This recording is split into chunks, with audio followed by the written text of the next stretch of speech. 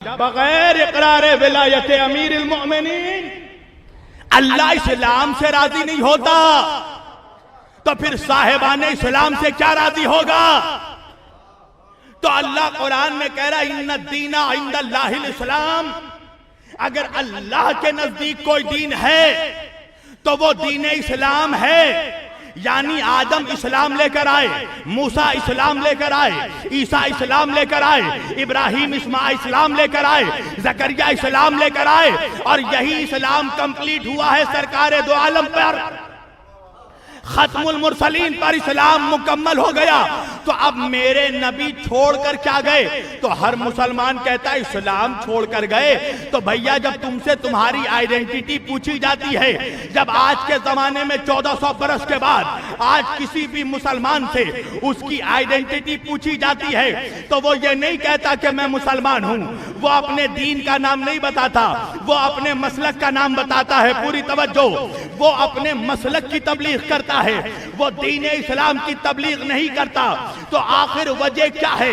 نبی تو ایک اسلام چھوڑ کر گئے، ایک شریعت چھوڑ کر گئے، ایک کعبہ چھوڑ کر گئے، ایک قرآن چھوڑ کر گئے، ایک قبلہ چھوڑ کر گئے۔ تو بھائی اسی اسلام کے ماننے والوں نے اسلام کے اتنے ٹکڑے ٹکڑے کیوں کر دیے؟ آخر وجہ کیا ہے؟ ایک مثال کے ذریعہ نوجوانوں کو سمجھاتا ہوں۔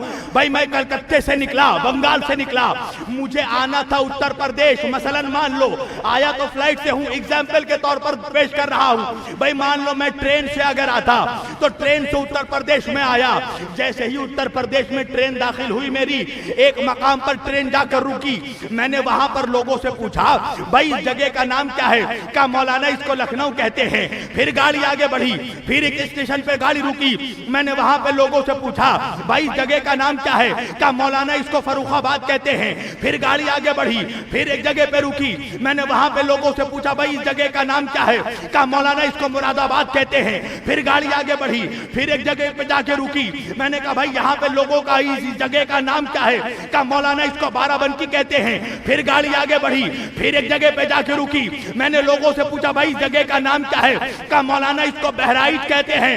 اب میں پریشان ہو گیا، میرے ساتھ کے مسافر مجھ سے کہنے لگے مولانا پریشانی کی وجہ کیا ہے؟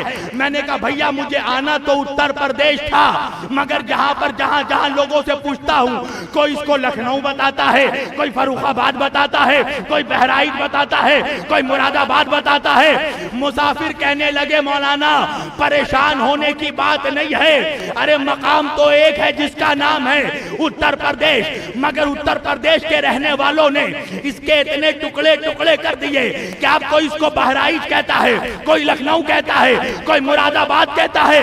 میں نے کہا بات سمجھ میں آ گئی، ارے مقام تو ایک ہے اسلام، کوئی اس کو سنی کہتا ہے، کوئی شیعہ کہتا ہے، مقام ایک ہے اسلام، اسٹیشن ایک ہے اسلام۔ ان الدین عند اللہ الاسلام، اللہ کے نزدیک دین ہے تو اسلام۔ تو بھائی جب اسلام ایک چھوڑ کر گئے تو پھر اتنے فرقے کیسے ہو گئے؟ اس کے اتنے ٹکڑے ٹکڑے حصے کیسے ہو گئے؟ ایک اسلام، ایک قرآن، ایک شریعت، ایک کعبہ، ایک رسول، ایک نبی، ایک خدا،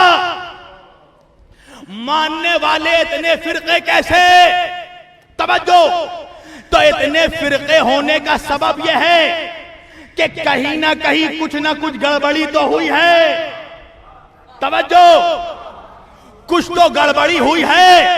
کہا مولانا گڑبڑی کیسے؟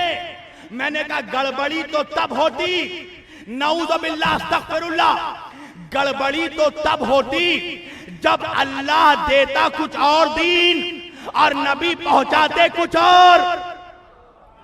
نہیں پہنچا بہرائچ کا مجمع، گڑبڑی تو تب ہوتی نا جب نعوذ باللہ اللہ دیتا کچھ اور نبی ہم تک پہنچاتے کچھ اور۔ تو اب مولوی صاحب ناراض ہو گئے، کہنے لگے شبیر علی وارثی ایسی باتیں مت کرو، کافر ہو جاؤ گے، توجہ دائرہ اسلام سے نکل جاؤ گے۔ میں نے کہا بھیا میں تو سوال کر رہا ہوں گڑبڑی کیسے ہوئی؟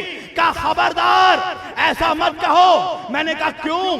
کہا اس لیے کہ اللہ نے جیسا دین دیا،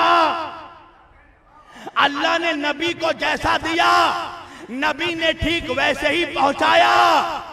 میں نے کہا جب اللہ نے جیسا دیا نبی نے ہم تک ویسے ہی پہنچایا تو پھر گڑبڑی کہاں ہوئی؟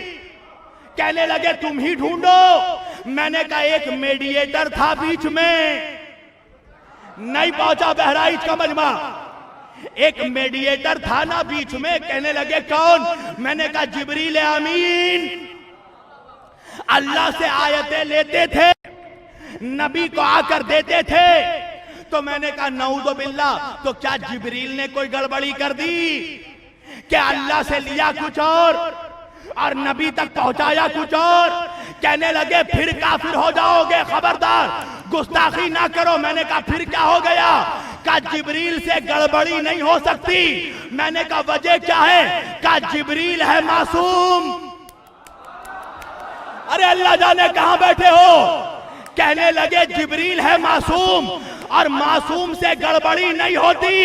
میں نے کہا بات سمجھ میں آ گئی کہ اگر نبی کے بعد دین معصوموں سے لیا جاتا تو گڑبڑی نہیں ہوتی. فرشتہ کھڑا ہے، پوری توجہ. تو دین اگر معصوم سے لیا جاتا تو دین میں گڑبڑی نہیں ہوتی. اب سمجھ میں آئی بات کہ آیت تطہیر میں اہل بیت کی طہارت اور عصمت کی گواہی کے باوجود کیوں آج 1400 برس بعد بھی مولوی پاکستان میں بیٹھ کر بحث کر رہا ہے کہ اہل بیت معصوم تھے یا نہیں؟ ارے مولوی کے بھی گلے میں بنی امیہ کی ہڈی اٹکی ہوئی ہے. توجہ پوری ہے. اگر اہل بیت کو معصوم مان لیا تو مسلمان دین ملا سے نہیں لے گا، مولا سے لے گا.